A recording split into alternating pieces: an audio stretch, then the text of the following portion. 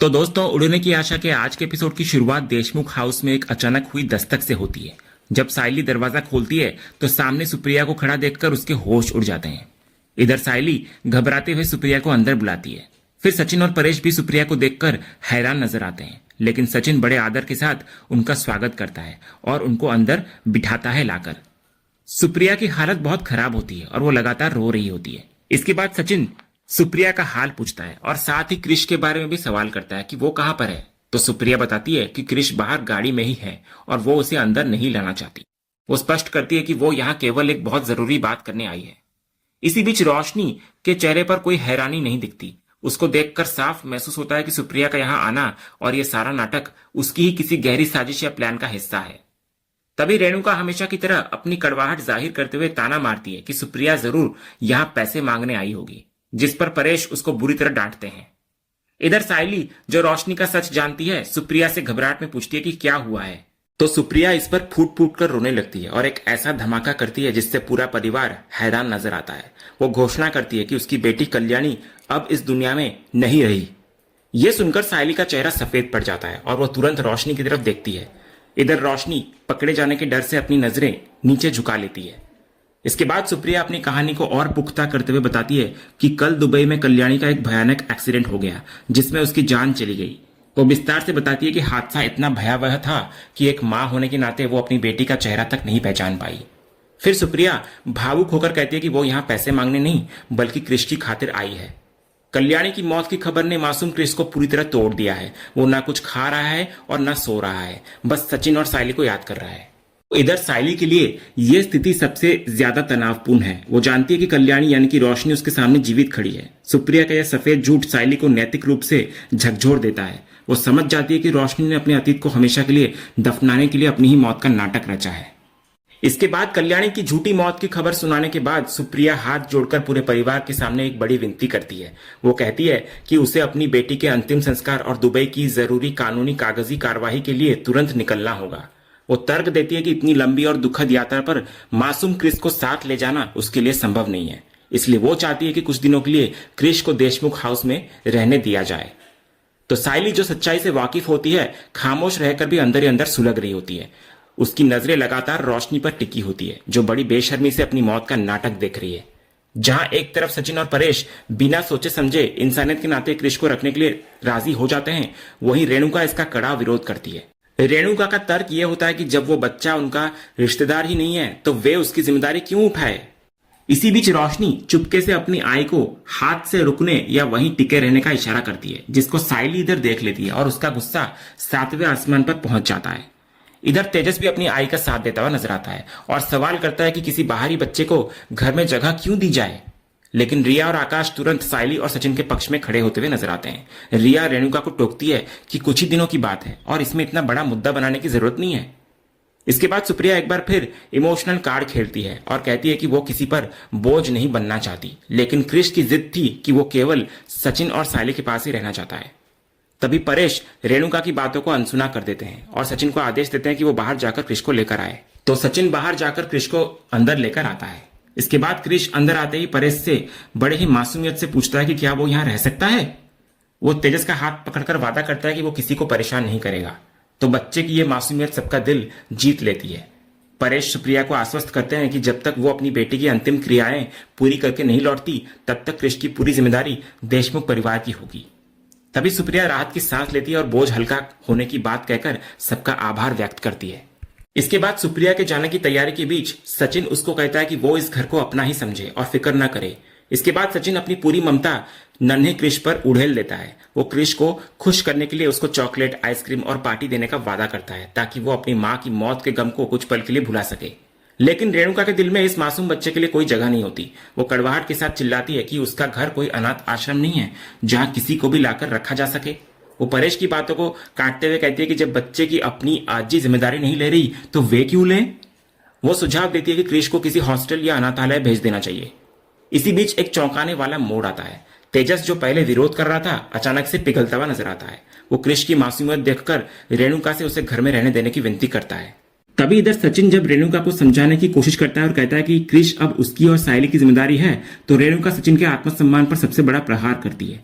वो पूरे परिवार के सामने सचिन की बेरोजगारी का मजाक उड़ाती है। वो उसको ताना मारती है कि जिसकी खुद की जेब खाली है और जिसका पेट उसकी पत्नी भर रही है, वो किसी और की जिम्मेदारी क्या उठाएगा। वो सचिन को निठल्ला और निकट्ठू कहकर अपमानित करती है। तो अपनी ही आई से ऐसे शब्द सुनकर सचिन का दिल छल्ली हो जाता है और वो बिना कुछ कहे वहां से निकल जाता है। इसके बाद परेश इधर अंत में अपनी पूरी सत्ता के साथ रेणुका को चुप कराते हैं और अंतिम फैसला सुनाते हैं कि क्रिश यहीं पर रहेगा। तो रेणुका बड़बड़ाती रहती है, लेकिन रोशनी यहाँ अपनी चाल चलती है। वो रेणुका को बड़े ही प्यार से समझाती है कि कुछ ही दिनों की बात है काकू, तो रहने दीजिए इसको, जिससे रेणुका मान जाती है। इसके बाद क्रिश, जो इस पूरी बहस से डरा हुआ होता है, परेश से पूछता है कि क्या उसे यहाँ नहीं रहना चाहिए। तभी साइली क्रिश को सीने से लगा लेती है और भरोसा दिलाती है कि वो उनके साथ ही रहेगा। तो साइली की आंखों में रोशनी के लिए नफरत की आग जल रही होती है। फिर अंत में हम देखते हैं सुप्रिया सबका आभार व्यक्त करके वहां से निकल जाती है और साइली तुरंत उसके पीछे पीछे बाहर जाती है।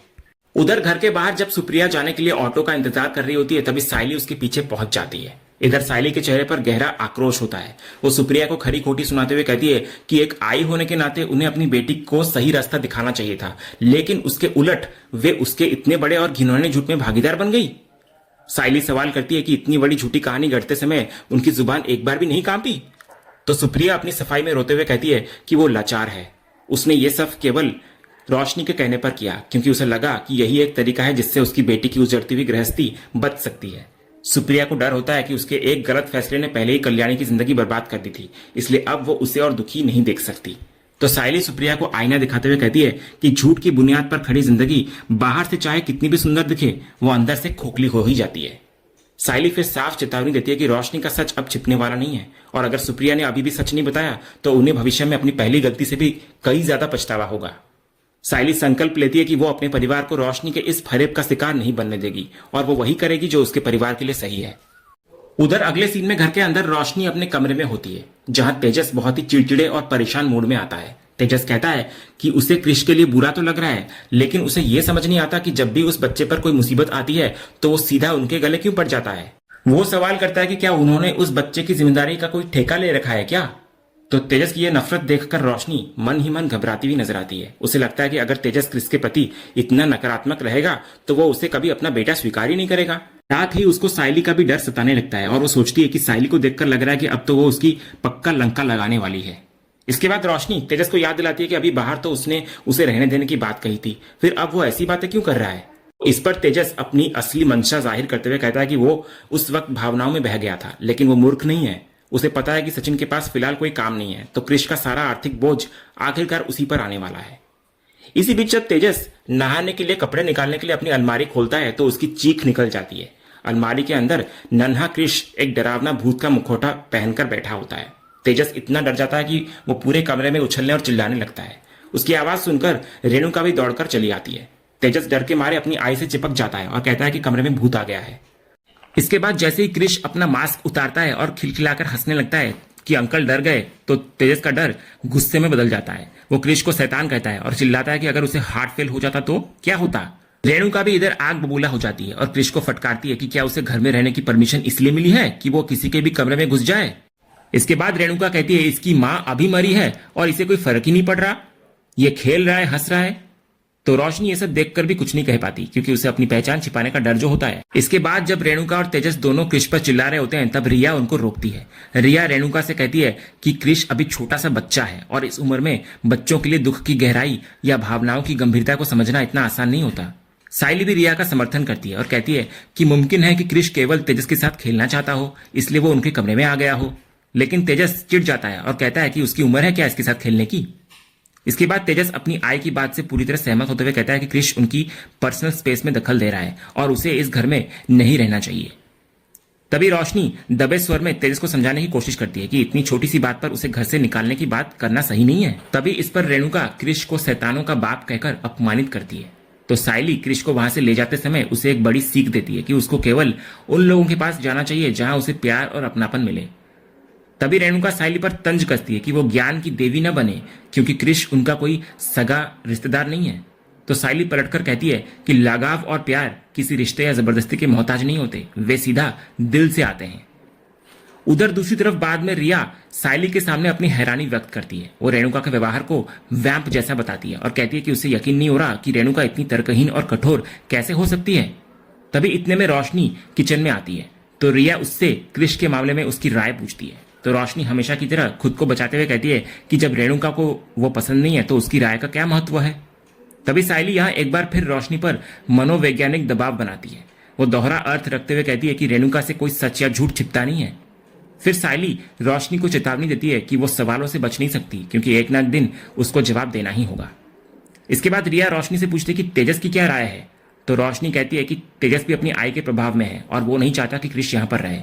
तब रिया और सायली दोनों रोशनी पर दबाव डालते हैं कि वो अपनी पत्नी होने के अधिकार का इस्तेमाल करे और तेजस को मनाए ताकि क्रिश इस घर में रह सके। तो इस पर रोशनी के चेहरे पर उलझन और डर साफ दिखाई दे रहा होता है। और इसी सीन के साथ आज का ये एपिसोड यहीं पर खत्म होता है। तो दोस्तों, आपको आज का ये एपिसोड और इसका अपडेट कैसा लगा, अपनी राय हमें कमेंट बॉक्स में जरूर बताएं। उड़ने की आशा के हर ट्विस्ट और अपडेट के लिए वीडियो को लाइक करें और चैनल को सब्सक्राइब करना ना भूलें। मिलते हैं अगले वीडियो में, तब तक के लिए धन्यवाद।